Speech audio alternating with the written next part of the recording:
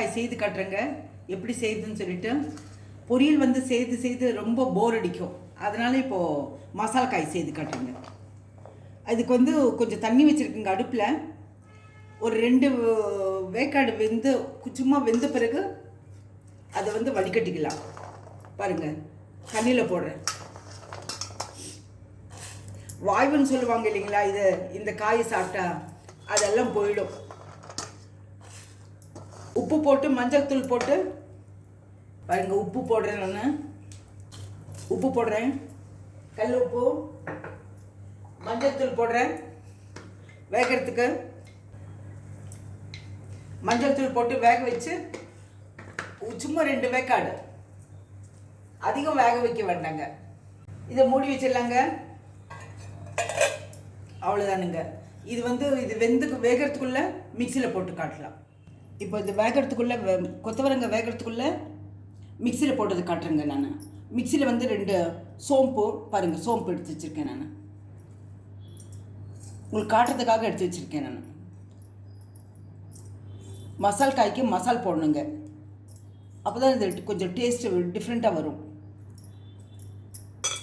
2 கிராம்பு பாருங்கள், 2 கிராம்பு, 1/4 கிலோ கொத்தவரங்காய் வாங்கியிருக்கேன். நான் அது தகுந்த மாதிரி போடுறேன். நான் பூண்டு சின்னது உரிச்சு வச்சுருக்கேன், ஒரு 6-7 பூண்டு வச்சுருக்கேன் பல். இஞ்சி ஒரு சின்ன துண்டு, அதை கட் பண்ணி வச்சுருக்கேன், அதை போடுறேன் மிக்சியில். ஒரு தக்காளி பழம் போடுறேன், வெங்காயம் கொஞ்சம் உரிச்சது போடுறேன்.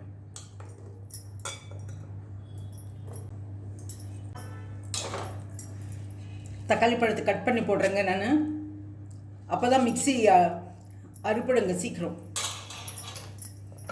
இதை மிக்சியில் போட்டு காட்டுறேங்க நான். இப்போ கொத்தவரங்காய் வெந்து போச்சுங்க, வடிகட்டிட்டேன். பாருங்கள், வடிகட்டி வச்சுருக்கேன் பார்த்தீங்களா, ஆவி பறக்குது. அந்த தண்ணி பாருங்கள், வடிகட்டின தண்ணி. இந்த கொத்தவரங்காய் வந்து தாளிச்சிடலாங்க. இப்போ தாளிக்கிறதுக்கு ஒரு கடாய் வச்சுருக்குங்க. கடாய் அடுப்பில் வச்சுருக்கேன். அது இப்போ கொஞ்சம் எண்ணெய் ஊற்றலாங்க.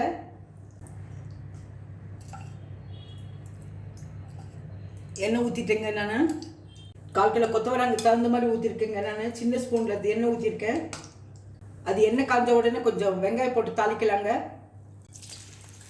வெங்காயம் நீட்டு வாக்கில் கட் பண்ணி வச்சுருக்கு பாருங்கள்.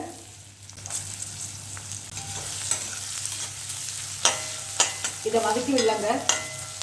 எண்ணெயில் வதக்கிட்டு கொத்தவரங்காய் போடலாங்க. கொத்தவரங்காய் கொஞ்சம் இலசம் வாங்கிங்க பாருங்கள். இப்போ கொத்தவரங்காய் போடுறேன். இதில் கொஞ்சம் மஞ்சள் தூள் போட்டுக்கலாங்க, மிளகாத்தூள் போட்டுக்கலாங்க. மிளகா காரத்துக்கு தகுந்த மாதிரி நீங்கள் மிளகா பொடி எவ்வளோ காரம் இருக்கோ அது தகுந்த மாதிரி போட்டுக்கோங்க. இப்போ இந்த மிக்சியில் அடிச்சுட்டு போடலாங்க.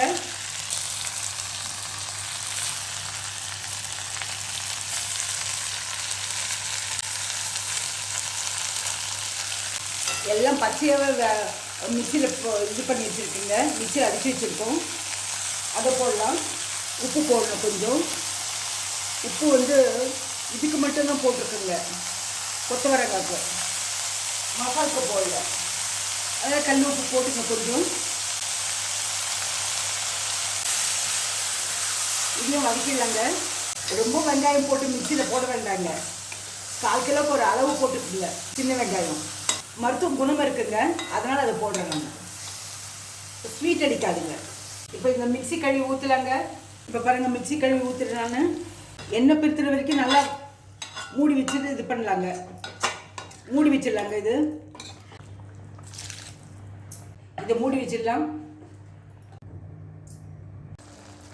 இப்போ கொத்தவரங்காய் வெந்திருக்குங்க, ஓப்பன் பண்ணி வச்சுருக்கேன் மூடி எடுத்துட்டு. அது எண்ணெய் பிரித்தின உடனே அதை ஆஃப் பண்ணிவிடுவேன் நான்.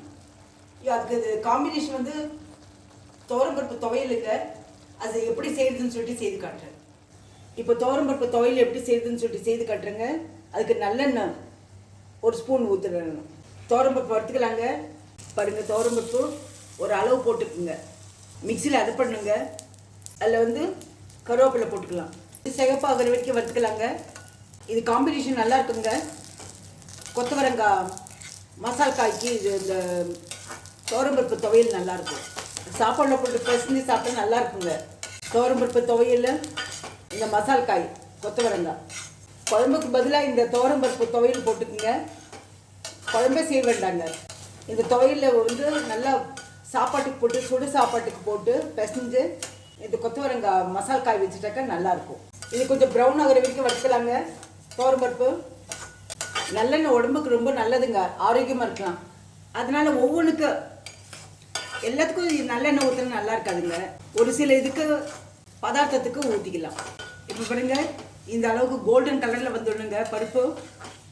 இப்போ ஆஃப் பண்ணிடலாம். கோல்டன் கலர் வந்த பிறகு ஆஃப் பண்ணிடலாங்க.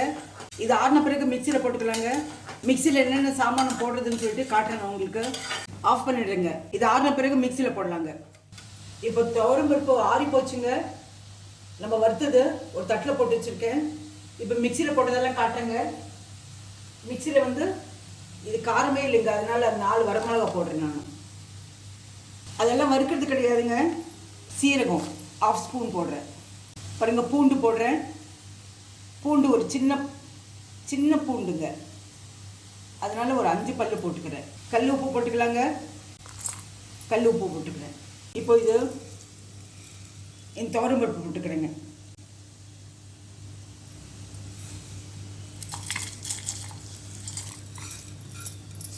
ஆறின துவரம்பருப்பு போட்டுக்கிறேன். அதுலேயே கருவேப்பிலை இருக்குங்க. இதை மிக்சியில் போட்டு காட்டுறேங்க. தண்ணி ஊற்றிக்கலாங்க, அப்போ தான் அறுப்படும். பாருங்க, கொத்தவரங்காய் நல்லா கெட்டியாகி போச்சுங்க. எண்ணெய் பிரித்து வந்துடுச்சு. இப்போ இது ஒரு ட்ரான்ஸ்ஃபர் பண்ணிடலாங்க. எதில் சர்வ் பண்ணுறோமோ அதில் ட்ரான்ஸ்ஃபர் பண்ணிக்கலாம். இதில் ட்ரான்ஸ்ஃபர் பண்ணிக்கிறேங்க. நான் ஆஃப் பண்ணிவிட்டு, ஸ்டவ் ஆஃப் பண்ணிவிட்டு ட்ரான்ஸ்ஃபர் பண்ணிக்கலாம். இப்போ பாருங்கள், கொத்தவரங்காய் மசால் காய் பண்ணிவிட்டேன். அப்புறம் இப்போ துவரம்பருப்பு துவையல் பண்ணிவிட்டேன். இது நல்ல காம்பினேஷனுங்க. இது சுடுசாத்துக்கு போட்டு துவையலை போட்டு நெய் ஊற்றி சுடுசாத்துக்கு நல்லா பசஞ்சு சாப்பிடுங்க. இது கூட சைட் டிஷ் வச்சுக்கோங்க. இந்த ரெசிபி பிடிச்சிருந்தா லைக் பண்ணுங்கள், ஷேர் பண்ணுங்கள், சப்ஸ்கிரைப் பண்ணுங்கள். மறக்காமல் பெல் பட்டன் ப்ரெஸ் பண்ணுங்கள். அடுத்த ரெசிபியில் பார்க்கலாம்.